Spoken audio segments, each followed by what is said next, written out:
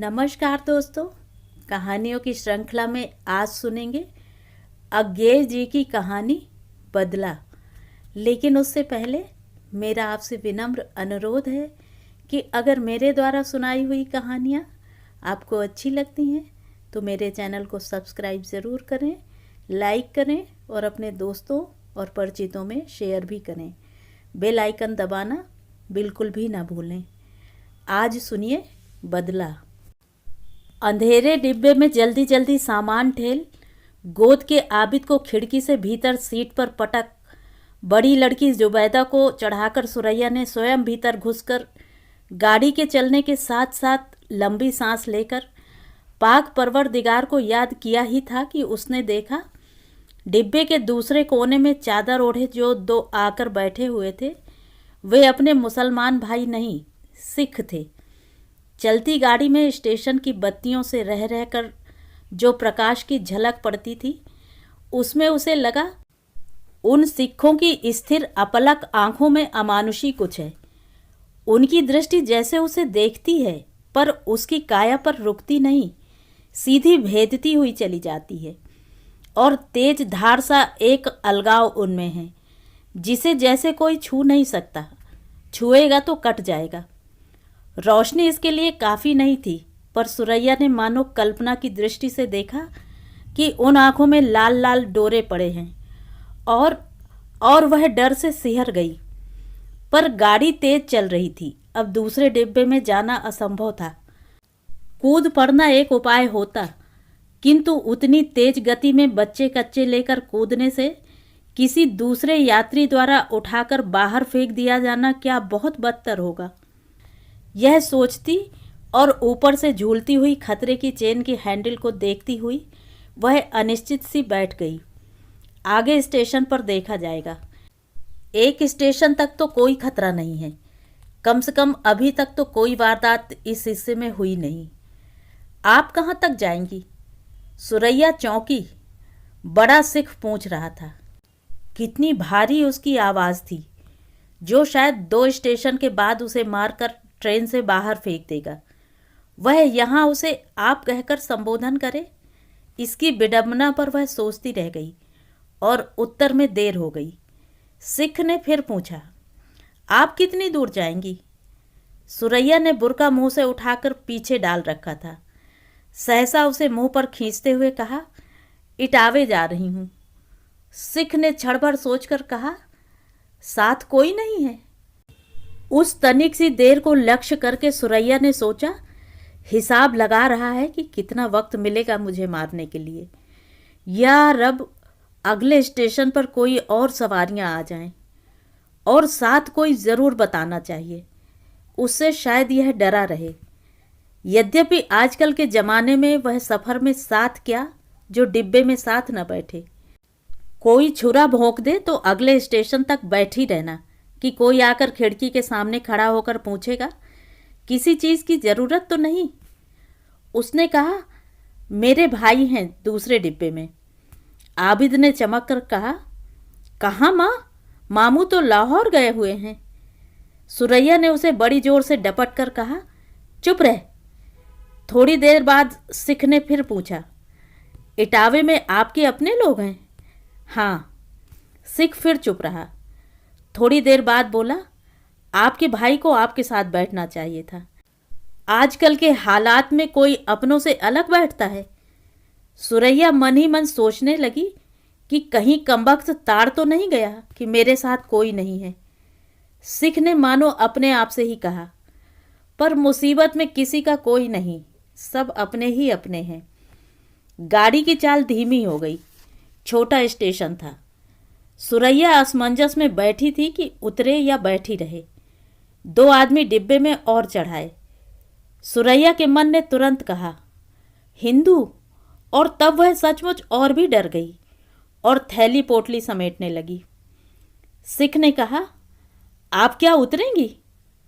सोचती हूँ भाई के पास जा बैठूं।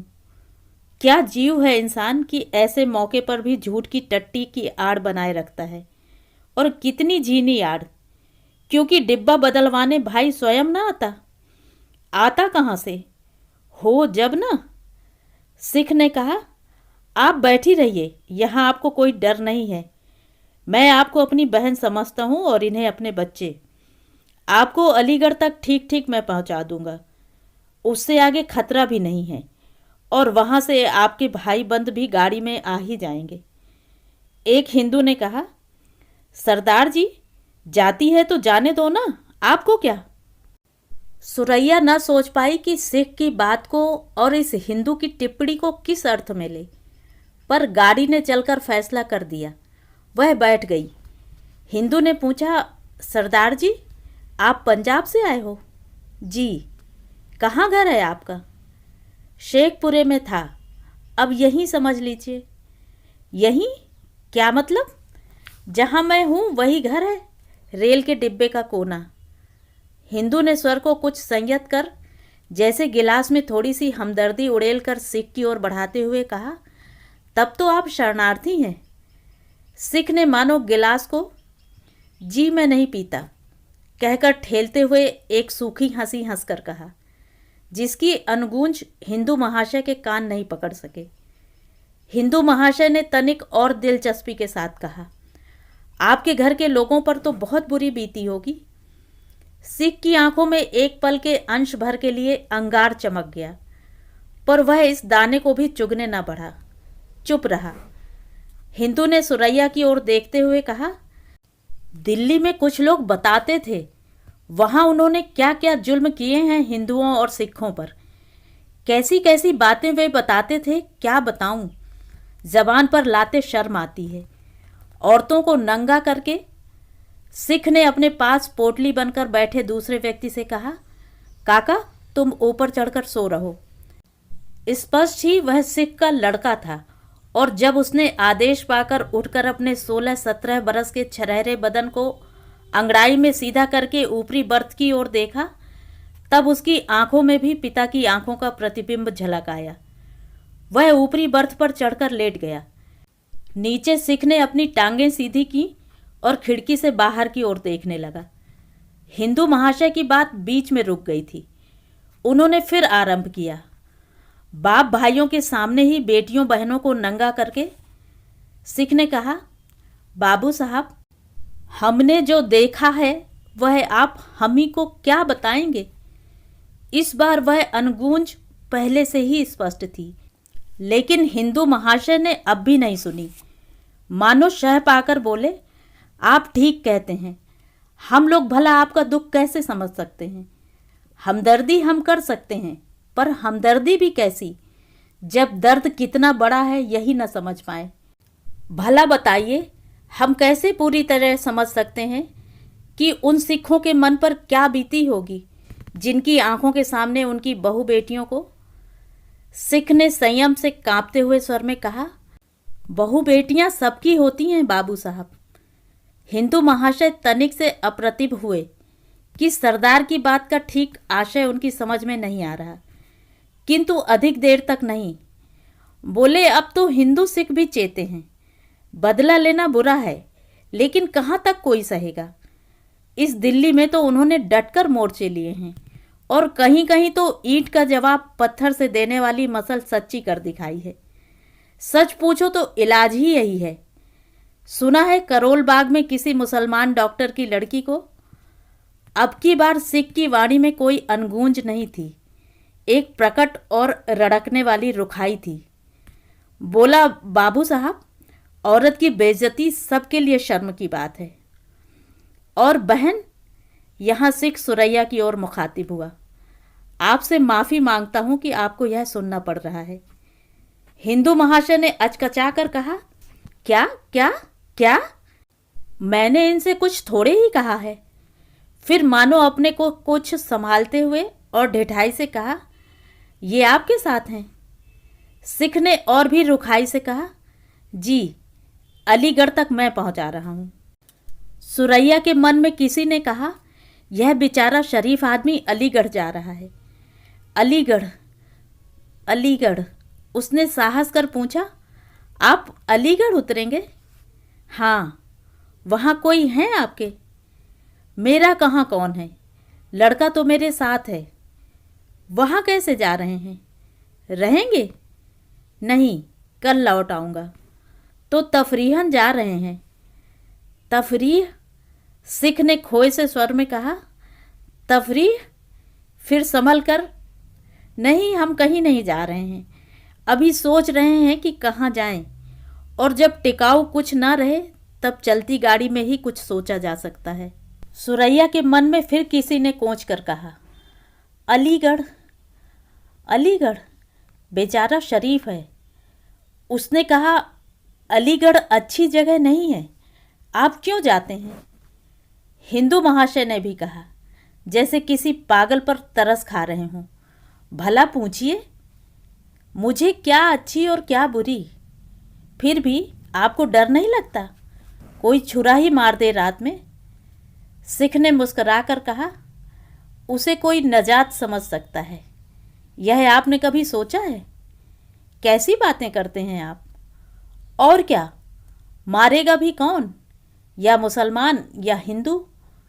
मुसलमान मारेगा तो जहाँ घर के और सब लोग गए हैं वहीं मैं भी जा मिलूँगा, और अगर हिंदू मारेगा तो सोच लूँगा कि यही कसर बाकी थी। देश में जो बीमारी फैली है वह अपने शिखर पर पहुँच गई, और अब तंदुरुस्ती का रास्ता शुरू होगा। मगर भला हिंदू क्यों मारेगा? हिंदू लाख बुरा हो ऐसा काम नहीं करेगा। सरदार को एकाएक गुस्सा चढ़ाया। उसने तिरस्कार पूर्वक कहा, रहने दीजिए बाबू साहब, अभी आप ही जैसे रस ले लेकर दिल्ली की बातें सुना रहे थे। अगर आपके पास छुरा होता और आपको अपने लिए खतरा ना होता तो आप क्या अपने साथ बैठी सवारियों को बख्श देते? इन्हें, या मैं बीच में पड़ता तो मुझे? हिंदू महाशय कुछ बोलने को हुए, पर हाथ के अधिकारपूर्ण इशारे से उन्हें रोकते हुए सरदार कहता गया, अब आप सुनना ही चाहते हैं तो सुन लीजिए कान खोलकर। मुझसे आप हमदर्दी दिखाते हैं कि मैं आपका शरणार्थी हूँ। हमदर्दी बड़ी चीज़ है, मैं अपने को निहाल समझता हूँ। अगर आप हमदर्दी देने के काबिल होते, लेकिन आप मेरा दर्द कैसे जान सकते हैं जब आप उसी सांस में दिल्ली की बातें ऐसे बेदर्द ढंग से करते हैं? मुझसे आप हमदर्दी कर सकते होते, उतना दिल आप में होता तो जो बातें आप सुनाना चाहते हैं उनसे शर्म के मारे आपकी जबान बंद हो गई होती, सिर नीचा हो गया होता। औरत की बेइज्जती औरत की बेइज्जती है, वह हिंदू या मुसलमान की नहीं, वह इंसान की माँ की बेइज्जती है। शेखपुरे में हमारे साथ जो हुआ सो हुआ, मगर मैं जानता हूँ कि उसका बदला मैं कभी नहीं ले सकता, क्योंकि उसका बदला हो ही नहीं सकता। मैं बदला दे सकता हूँ, और वह यही कि मेरे साथ जो हुआ है वह किसी और के साथ ना हो। इसीलिए दिल्ली और अलीगढ़ के बीच इधर और उधर के लोगों को पहुंचाता हूं मैं। मेरे दिन भी कटते हैं और कुछ बदला भी चुका पाता हूं, और इसी तरह अगर कोई किसी दिन मार देगा तो बदला पूरा हो जाएगा, चाहे मुसलमान मारे चाहे हिंदू। मेरा मकसद तो इतना है कि चाहे हिंदू हो, चाहे सिख हो, चाहे मुसलमान हो, जो मैंने देखा है वह किसी को न देखना पड़े, और मरने से पहले मेरे घर के लोगों की जो गति हुई वह परमात्मा न करे किसी की बहू बेटियों को देखनी पड़े। इसके बाद बहुत देर तक गाड़ी में बिल्कुल सन्नाटा रहा।